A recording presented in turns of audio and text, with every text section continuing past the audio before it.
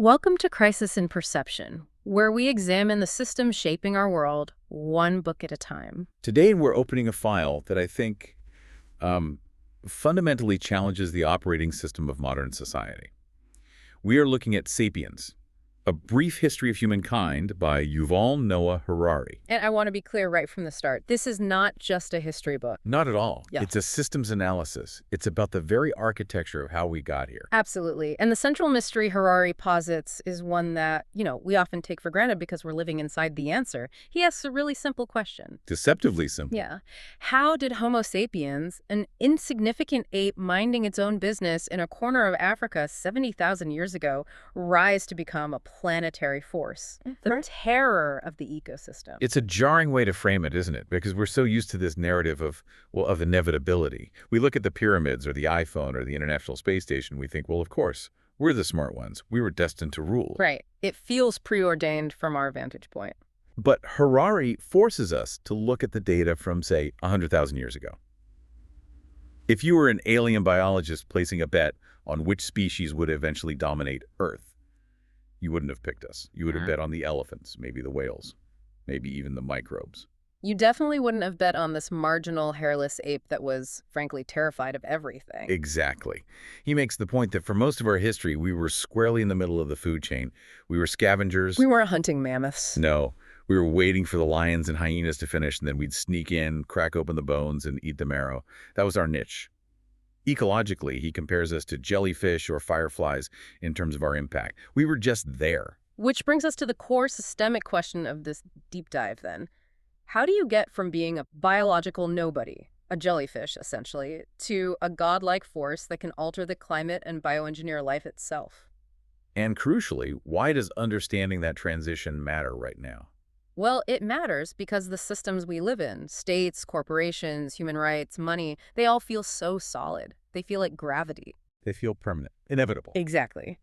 But Harari's argument, his core thesis, is that these institutions are actually incredibly fragile. They aren't built on physical laws. They're built on what he calls imagined orders and shared beliefs. So if the story changes... If the narrative changes, the system doesn't just stumble. It can. It can evaporate. It's like we're walking on a very thin crust of fiction over a deep, deep ocean of biology. So the mission for today's deep dives is to really analyze these large-scale systems of cooperation and meaning. We're not here to celebrate human progress or tell a story of our inevitable rise. No, we're here to look under the hood. We're going to examine the mechanism of our dominance. Okay, so let's start with the context of the author and the book itself. Yuval Noah Harari. He doesn't really stay in the lane of a traditional historian, does he? Not at all, and I think that's why the book had such a massive impact. He's taking this huge interdisciplinary approach. He's blending history with biology, with anthropology, with economics. I mean, in a standard university, those are literally different buildings on opposite sides of the campus. You've got the biologists studying genes and brains, and way over there you have the historians studying, the French Revolution. And Harari's point is that you can't understand the French Revolution if you don't understand the biological parameters of the brain that created it. He has this great line that biology sets the parameters for the game, but history is how we play the game within those bounds. But he also just completely throws out the traditional Whig interpretation of history. Which is what, for anyone who hasn't heard that term? It's the idea that history is a linear march of progress. Mm-hmm. From cavemen to farmers to us with our smartphones and our democracy. Each step is an improvement. It's a story of us getting smarter, healthier, happier, the progress myth. And he really challenges that. He posits this counterintuitive idea that an individual human might have actually been happier and maybe even more intellectually agile as a hunter-gatherer than as, say, a modern industrial worker. And that's a tough pill for our modern egos to swallow. We assume that because we have air conditioning and antibiotics, we're somehow better. But his logic is pretty compelling. A forager 30,000 years ago had to maintain this incredibly detailed mental map of their entire territory. They had to know thousands of plant species, which ones are edible, which are medicinal, which are poison. They had to know animal behaviors, seasonal shifts, weather patterns. If they made a mistake, they died. Their individual knowledge base had to be immense just for survival. Whereas today, Right. I mean, you can be functionally illiterate, know absolutely nothing about how your food is grown or how your car engine works, and still survive and reproduce just fine. Right. The collective knowledge of the species has skyrocketed, but the individual's reliance on deep practical environmental knowledge has, well, it's atrophied. Okay, so if it wasn't our individual brain power that put us on top, because, as he notes, the Neanderthals actually had larger brains than Sapiens, then we have to look for the differentiator somewhere else. And the differentiator, the thing that changed the game, is cooperation. But we have to be really specific here. Chimpanzees cooperate, wolves cooperate, ants cooperate. So what's different about our cooperation? Well, ants are rigid, right? Their cooperation is hard-coded into their genetics. The queen doesn't have to give a motivational speech to get the workers to build the anthill. It's inflexible. And chimps are flexible, but they can only cooperate with intimate groups. Individuals they know personally, that they've groomed, that they've fought with. So it doesn't scale. It doesn't scale. Mhm. Sapiens are the only animal that can cooperate both flexibly and in massive numbers. We can work with complete strangers. And the mechanism that allows us to do that, that brings us to Harari's first major systemic insight, the cognitive revolution. Let's unpack this. We're talking about 70,000 years ago, sapiens are still just in East Africa, and then suddenly something shifts. The leading theory is an accidental genetic mutation. Harari calls it the tree of knowledge mutation. Something happened that rewired the connections in the sapiens' brain. It didn't make us physically stronger or faster. It just changed how we process information, and critically, how we use language. Yes. Now, most animals have some form of language, right? A green monkey can scream, "Careful, a lion," and the other monkeys will run up a tree. That's a vital communication about objective reality. There is a lion. Right. It describes the physical world. There is a lion, there is a banana. But Harari argues that our new upgraded language evolved to do something else first, something that sounds almost trivial. Gossip? Gossip.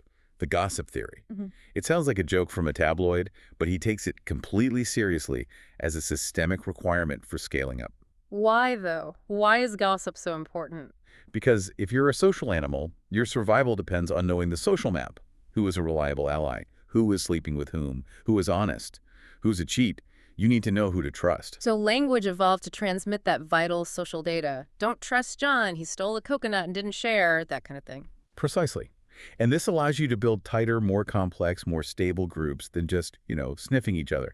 But there's a problem. There's a biological ceiling to gossip. This is where Dunbar's number comes in. Exactly. The sociological research suggests that the maximum number of people you can truly know, as in maintain a stable social relationship with via gossip, is about 150. Beyond that number, your brain just can't track all the relationships. You can't intimately know 1,000 people. So if we had relied only on gossip, human organizations would have capped out at 150. We'd still be living in small bands. We would never have built a city, let alone an empire or a global trade network. So how did we bridge that gap? How do you go from 150 to 150 million? This is the leap. This is the fiction leap. The cognitive revolution gave us the ability to talk about things that do not exist. Things that have no physical presence, no body. Exactly. Suddenly, we can discuss spirits, gods, nations, laws, corporations, human rights. This is the fundamental difference between talking about the real lion down by the river. And talking about the lion spirit, the guardian of our tribe. Yes, and that is the critical mechanism. Because you can now say to a group of 1,000 strangers, the great lion spirit wants us to attack the tribe over the hill. And if everyone in that group believes in the great lion spirit, they can cooperate effectively even if they've never met before. They aren't fighting for their friend Bob, they're fighting for the spirit. Harari uses this brilliant example. Yeah. You can never, ever convince a chimpanzee to give you a banana by promising him limitless bananas after he dies in monkey heaven. Because a chimp lives in the objective world. It sees the banana, it wants the banana now. It can't conceptualize a non-physical future reward based on a story. But humans will build cathedrals, fight holy wars, and even die for promises that exist purely in our shared imagination. This ability to create these intersubjective realities is what allowed sapiens to scale. We started to live in a dual reality. Okay, that brings us right to the second major insight, which is how these imagined orders actually function as social operating systems. And we need to define intersubjective really clearly because it's a heavy concept, but it's central to everything. It's the most important concept in the entire book. Yeah. We usually think in a binary. Things are either objective or they're subjective. Right. Objective reality exists independent of what we believe. Radioactivity, gravity, a virus. These things can kill you whether you believe in them or not. And then subjective reality depends entirely on the consciousness of a single individual. The pain in your knee, a fear of the dark, an imaginary friend. Only you experience it. But an imagined order like a corporation or the nation state or the US dollar is neither of those. Exactly. It's intersubjective. It exists within the communication network linking the subjective consciousness of many, many individuals. It's a web of shared belief. So if one person stops believing in the US dollar, it doesn't matter. It still has value. But if everyone stops believing in it, Then the value evaporates overnight. It just becomes a worthless piece of paper. Its reality is maintained by our collective agreement that it is real. Harari breaks this down so well with the example of the Peugeot Corporation. And I think we should go into detail here because it really clarified the whole concept for me. It's a brilliant deconstruction. He asks a simple question. What is Peugeot? Where is it? Is it the cars? No, those are just physical objects. If every Peugeot car on Earth rusted away tomorrow, the company would still exist. It could just make new ones. Okay, is it the factories? The assembly lines? You could bomb all the factories, and the company could just take out a loan and build new ones. The legal entity of Peugeot would remain. So it's the people, the employees, the CEO. The shareholders. You could, in some terrible disaster, kill every single employee and shareholder. The company, the legal entity of Peugeot, would still exist in the court records. It could be sold, inherited, or revived by new owners and employees. It has no body, no mind, no physical location. What is it? It's a legal fiction. It's a story. And Harari makes this amazing comparison between a modern lawyer and an ancient shaman. I love this part. The shaman tells a story about a spirit to organize the tribe for a hunt. The lawyer tells a story about a limited liability company to organize capital and labor. Both are using fiction to coordinate behavior. The lawyer writes down some spells. He calls them articles of incorporation on a piece of paper, adds a special seal or totem, files it with the state, and suddenly society agrees that this new entity exists. It can own property, it can be sued, it can pay taxes. And this isn't just a clever metaphor. It is the literal structure of our world. We are surrounded by these entities, the United States, Google, the United Nations, human rights. None of these things have physical mass. They are stories we tell one another, stories so powerful they shape the physical world. And that's the systemic consequence, isn't it? That over time, these imagined entities have become more powerful than physical reality. The survival of the real lion in the savannah now depends entirely on the decisions made by the state or the corporation, these fictional entities. That's the great irony. The fiction now controls the biology. But okay, let's move to the next great systemic shift. We have the cognitive tools to cooperate at scale. Now, about 10,000 years ago, we apply those tools to the environment in a new way, the agricultural revolution. Or, as Harari provocatively calls it, history's biggest fraud. This is where he really challenges the standard narrative. We're all taught in school that agriculture was the great leap forward. We stopped living hand to mouth, we settled down, we created surplus food, we invented writing. Civilization began. The foundation of everything we have today. That's the story. But Harari asks us to look at the balance sheet from a different perspective. From the perspective of the species Sapiens, it was a wild success. We made millions and millions of copies of our DNA. The population exploded from a few million foragers to billions of farmers and city dwellers. But evolution is a cold accountant. It measures success solely by the number of DNA copies. It does not care one bit about individual suffering. And for the individual human, Harari argues the agricultural revolution was, for the most part, a catastrophe. How so? Well, first, the average farmer worked much harder than the average forager. A forager might spend 30, maybe 40 hours a week hunting and gathering. The farmer worked from sunrise to sunset, 7 days a week. And the work itself was brutal on the body. We evolved to climb trees and chase gazelles, not to spend all day bent over clearing rocks and carrying water buckets. Exactly. The skeletal record is clear. Immediately after the transition to agriculture, we see a massive spike in arthritis, slip discs, and hernias. Our bodies just weren't built for it. And the diet. The diet crashed. As foragers, we ate dozens, maybe hundreds of different plants and animals. We had a very nutritious diet. As farmers, we suddenly relied on a single staple, crop wheat. or rice or potatoes. which means malnutrition. And it also makes you incredibly vulnerable to famine. If the wheat crop fails, the entire village dies. A forager could just move on and find something else to eat. And Harari flips the script here just beautifully. He says, we didn't domesticate wheat, wheat domesticated us. I love this perspective. Look at it from the point of view of the wheat plant. Exactly. 10,000 years ago, wheat was just some wild grass confined to a small region in the Middle East. It was nothing. A nobody in the plant world. Within a few millennia, it's growing all over the world. It covers 2.25 million square kilometers of the planet's surface. It manipulated this clever ape into clearing forests for it, digging canals for it, and guarding it from pests and weeds. The wheat succeeded beyond its wildest dreams. The ape became its beast of burden. So why did we do it? Why didn't our ancestors just look at the back-breaking labor and the terrible diet and say, you know what, forget this, I'm going back to the forest? This is the luxury trap. It's such a crucial systemic concept, and it applies just as much to us today as it did 10,000 years ago. The agricultural revolution didn't happen overnight. It was a slow creep, a series of small decisions. People thought, you know, if I just plant a few seeds by the river, I won't have to wander so far to find food next year. It'll be a little easier. The pursuit of an easier life, the oldest story there is. Precisely. And in the short term, it worked. You had a bit more food security, but what does that extra food allow? It allows the population to grow. Suddenly, you have more mouths to feed. Now you can't go back to foraging because the land can't support that many foragers. You're locked in. You're locked in. You have to farm more just to maintain the new, higher population density. The luxury became a necessity. And then it became a dependency. The trap snapped shut. It's just like email, isn't it? I remember in the 90s, it was seen as this luxury that would save us all time. I can send a letter in seconds. I'll have so much more free time. You know what happened? Now you're expected to be available 24/7 and answer dozens of emails a day instantly. It didn't save time.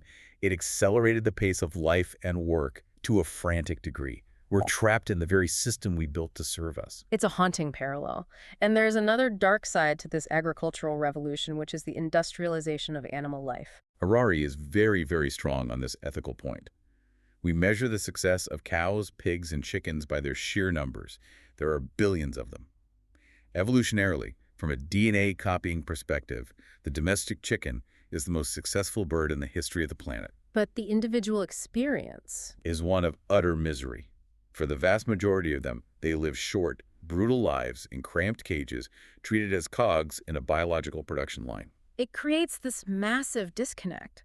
High evolutionary success as a species coupled with maximum individual suffering. It's a chilling precedent for how large-scale systems can treat living things. And as these agricultural societies grew and grew, they needed to solve a new problem, the problem of unification.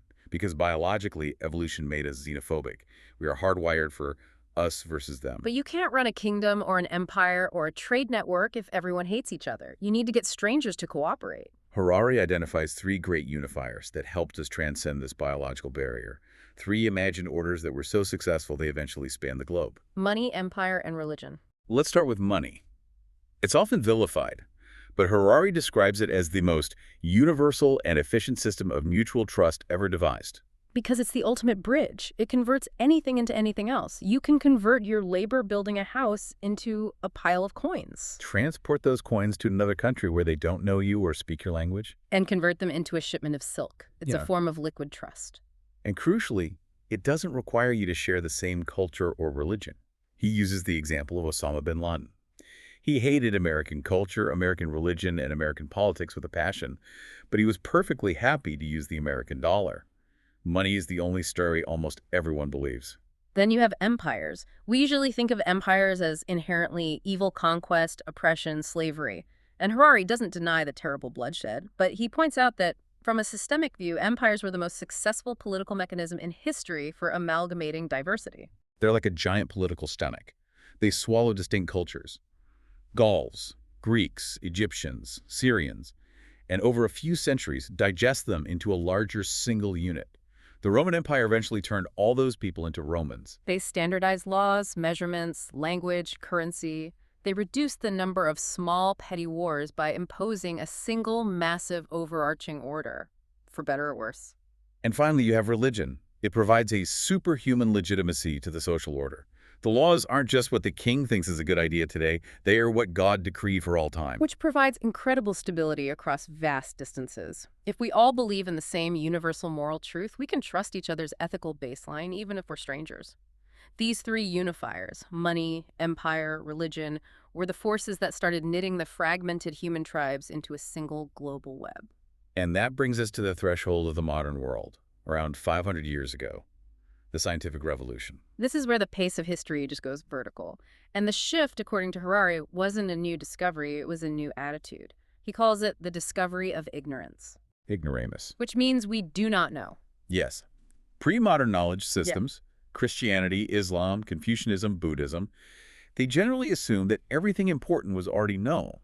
It was written down in the Bible, or the Quran, or the Vedas. If it wasn't in the sacred texts, it probably wasn't important. The assumption was that the Golden Age was in the past. The goal was to preserve the ancient wisdom, not discover new things. Science launched with a radical, revolutionary admission. We do not know. We don't know how the body works. We don't know why the stars move. We don't know what lightning is. But, and this is the key, if we observe carefully and use mathematics, maybe we can figure it out. But Harari is very clear that science didn't happen in a vacuum. It wasn't just a pure, noble quest for truth carried out by geniuses in ivory towers. No, it was powered by a very specific and potent feedback loop, a triangle of forces: science, empire, and capital. Okay, let's break that triangle down. Science is expensive. You need telescopes, laboratories, expeditions to the other side of the world. Who pays for all that? In the 16th and 19th centuries, it was primarily imperial governments and capitalist investors. And they weren't funding it out of the goodness of their hearts. They were doing it for power, for profit. Exactly. The kings of Spain didn't fund Columbus's voyage because they were curious about geography. They wanted a new route to the Indies to get rich. The British Admiralty didn't fund James Cook's expeditions just to map islands. They were looking for resources and strategic naval bases. So science provided the power. Better maps, better weapons, better medicine for the soldiers. The empires used that power to go out and acquire resources and territory. And capitalism provided the funding mechanism to get the whole cycle started. And this brings us to the concept of credit, which is just a huge unlock for understanding the modern world. Right. It's the fuel for the whole engine. In pre-modern economies, people generally viewed wealth as a zero-sum game. The economic pie was a fixed size. If I get rich, it must be because you got poor. If I open a bakery, I'm just taking customers and profit from the other bakery down the street. Because there was no real concept of sustained economic growth, the pie stayed the same size year after year. Right. So credit was incredibly rare and expensive. Why would I lend you money to start a new venture if the total amount of wealth in the world isn't going to increase? It's too risky. But the scientific revolution introduced the idea of progress. The idea that if we admit our ignorance and invest in research and exploration, we can discover new things. We can invent a steam engine. We can find a new continent full of gold. We can develop a new type of crop. And that creates new wealth. Yeah. The pie gets bigger. This belief in the future allowed for the creation of modern credit. I can lend you money now, and you can pay me back with interest later because we both trust that the future will be more prosperous than the present. Our shared story is one of growth. It's literally trust in the future. That's the definition of credit. And this created what we now call the growth imperative. Modern capitalism must grow. It's like a bicycle. If it stops moving forward, the whole system falls over. Because the entire system is built on promises about a bigger future pie. The moment we stop believing the pie will grow, the credit system collapses. All those loans come due and the money isn't there. Exactly. Okay, so this leads us perfectly into the systems mapping portion of our deep dive. We need to look at how these imagined orders structurally function and why they feel so real.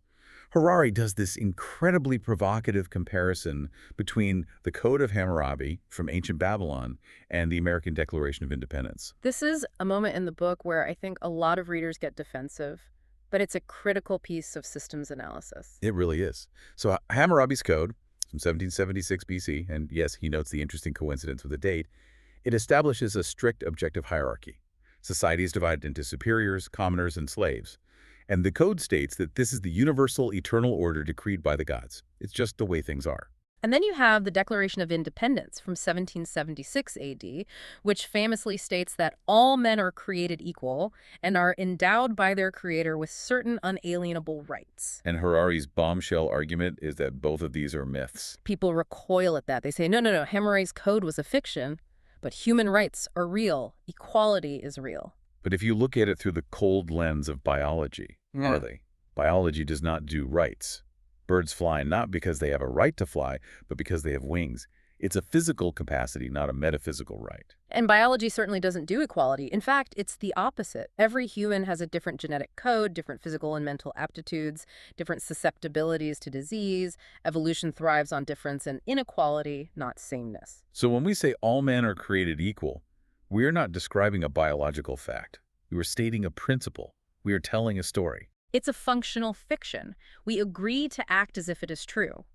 We believe in human rights not because they are scientifically demonstrable in a lab, but because believing in them allows us to create a stable, prosperous, and cooperative society that most of us prefer to live in. It's a very useful tool. And the feedback loops that lock these myths in place are incredibly powerful. They are. The beliefs say in human rights creates institutions, things like the Supreme Court or the United Nations Human Rights Council. Those institutions then enforce behavior. They pass laws, they make rulings, they punish people who violate the belief. And that widespread behavior then reinforces the original belief.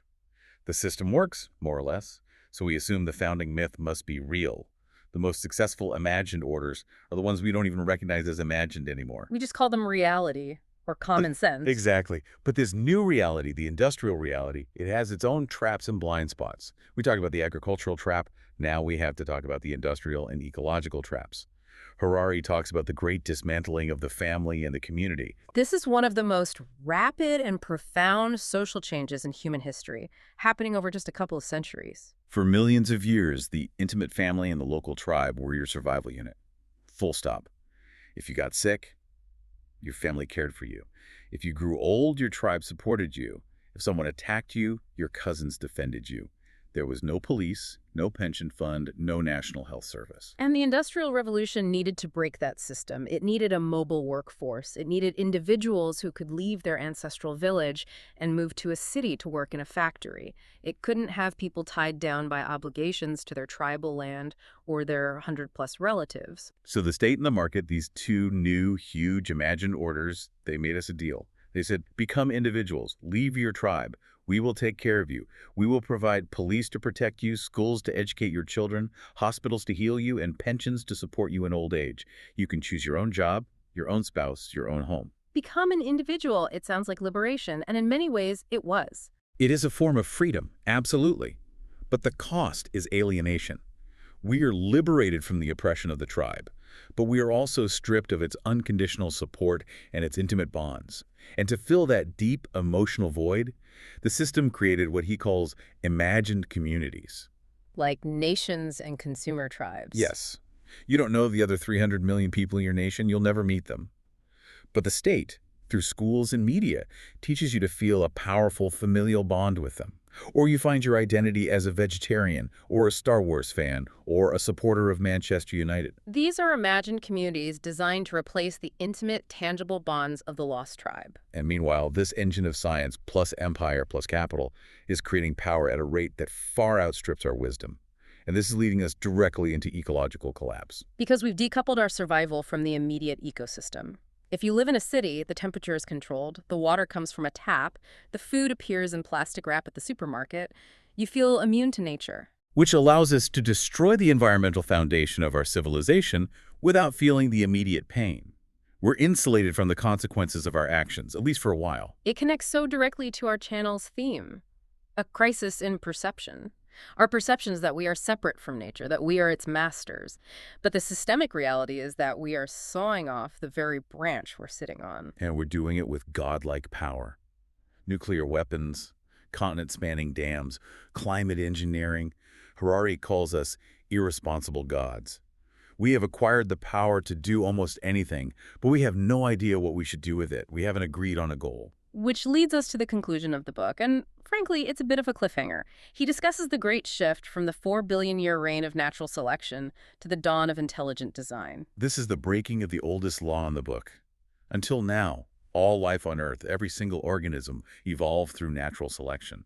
Random genetic mutations filtered by relentless environmental pressure. The cloud, the amoeba, the dinosaur, the human, all products of the same blind, unconscious process. And now, for the very first time, a single species is grabbing the reins of evolution itself. We are starting to consciously design life. We are moving into the era of intelligent design. Not by a god in the clouds, but by us in our labs. We're bioengineering crops to resist drought. We're creating cyborgs. He talks about experiments where monkeys control bionic arms with their minds. We're developing inorganic life in the form of AI. We are essentially in the process of upgrading ourselves from Homo sapiens into something else entirely. Maybe Homo Deus, as he calls it in his next book, human gods. But the final haunting question that Harari leaves us with is this. Is the system actually working? All this power, all this growth, has it made us happier? We are certainly more powerful. We have more stuff, more technology, more control over our environment than any human has ever had. But are we more content? The hunter-gatherer lived almost entirely in the present moment.